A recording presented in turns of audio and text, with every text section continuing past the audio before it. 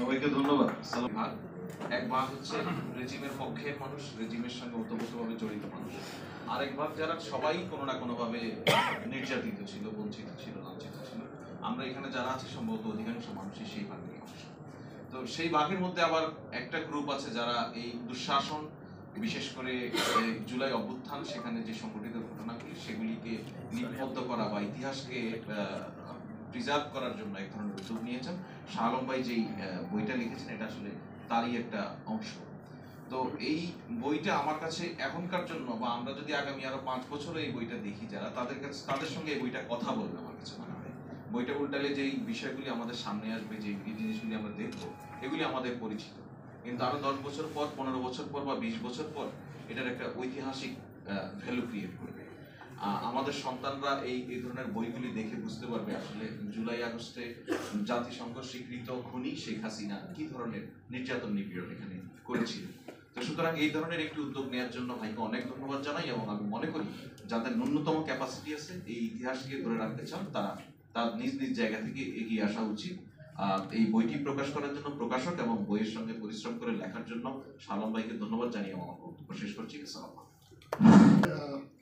গত 17 বছর সাফার করেছে, এমনভাবে সাফার করতে গেছে আমাদের প্রফেসর মোহাম্মদ ইউনূস প্রধান উপদেষ্টা। ওনাকেও কিন্তু এই ধরনের অনেক সাফারিংসের মধ্যে দিয়ে যেতে গেছে, ওনাকেও নানাভাবে বাইরে রাখতে হয়েছে।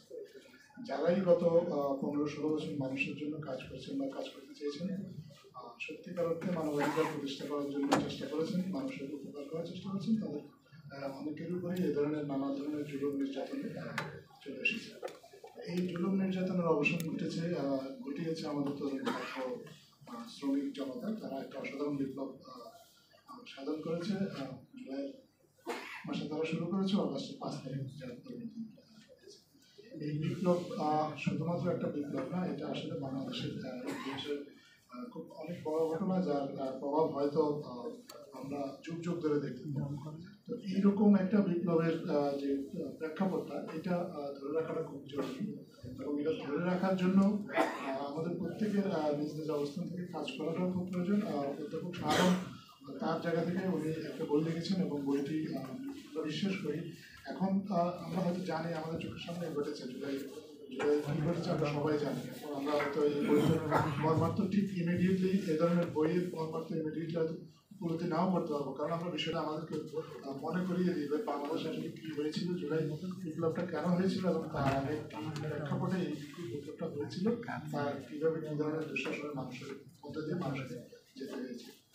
আমরা বিশ্বাস করি যে এই বইটা আপনারা পড়বেন, সংগ্রহে রাখবেন, এবং রাখলে হয়তো একসময় আপনাদের সবার স্মৃতিতেও যদি কখনো ধরে যাবে বইটার পাতা উল্টে নেবেন, তখন আমরা আবার এই ইতিহাসের এই দিনগুলোতে আবার ফিরে আসতে পারবেন। জুলাইকে এভাবেই আমরা সবাই মিলে স্মরণীয় করে রাখবো, এই প্রত্যাশা রেখে আমি আমার বক্তব্য শেষ করছি।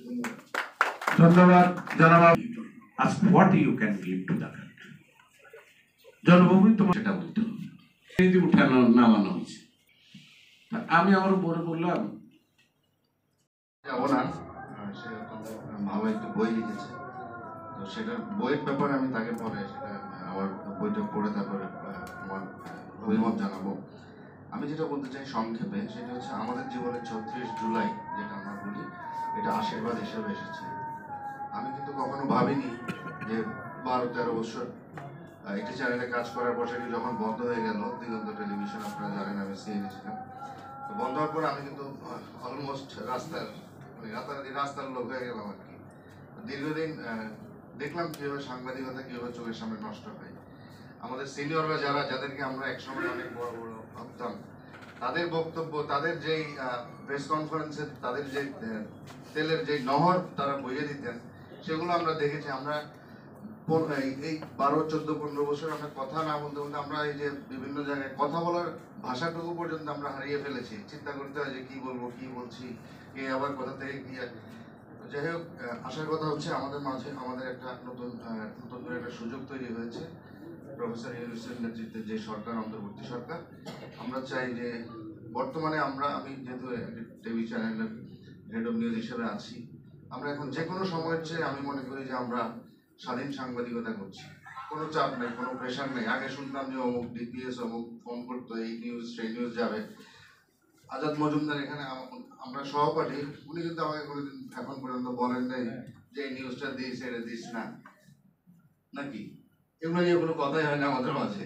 তার মানে আমরা অত্যন্ত আমি বলবো আমি স্বাধীনভাবে আমি আমার কাজটা এনজয়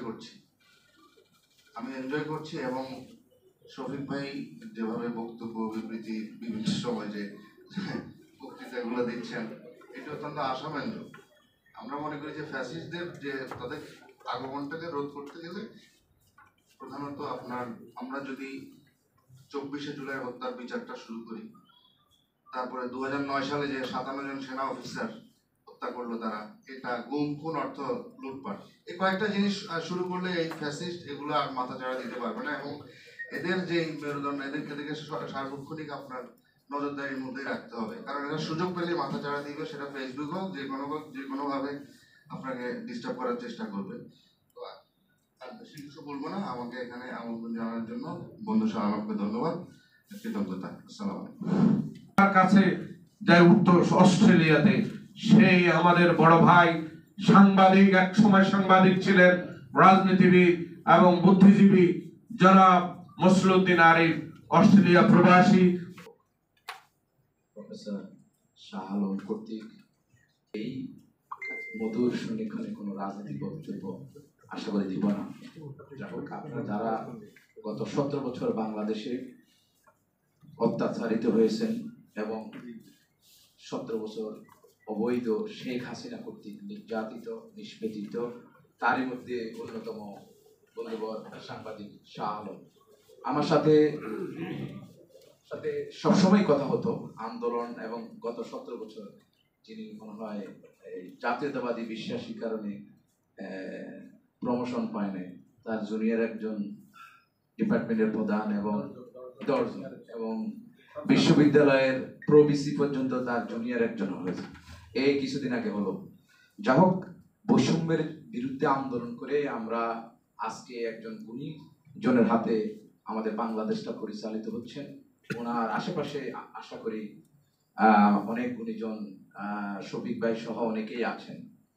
ওনাদের কাছে বাংলাদেশের 17-18 কোটি মানুষের অনেক চাহিদা এবং চাওয়া পাওয়া। গত 17 বছরে যেভাবে মানুষ নিষ্পৃত হয়েছে, আমরা যারা প্রবাসী ছিলাম তারাও বিভিন্নভাবে নিষ্পৃত। আমি ব্যক্তিগতভাবে এই প্রবাসে বিএনপির সাথে জড়িত, তারই সাথে আমি মনে করি যে ইউনূস সাহেব 2 বার অস্ট্রেলিয়া গিয়েছেন, 2 বারই ওনার সান্নিধ্য পাওয়ার সুযোগ আমার হয়েছে। আমরা বাংলাদেশে অনেকেই 17 বছরে বা 20 বছরেও মনে করতে পারি নাই বা ভাবতেও পারি নাই যে প্রবাসে আমাদের বর্তমান প্রধান উপদেষ্টা কতটুকু কদর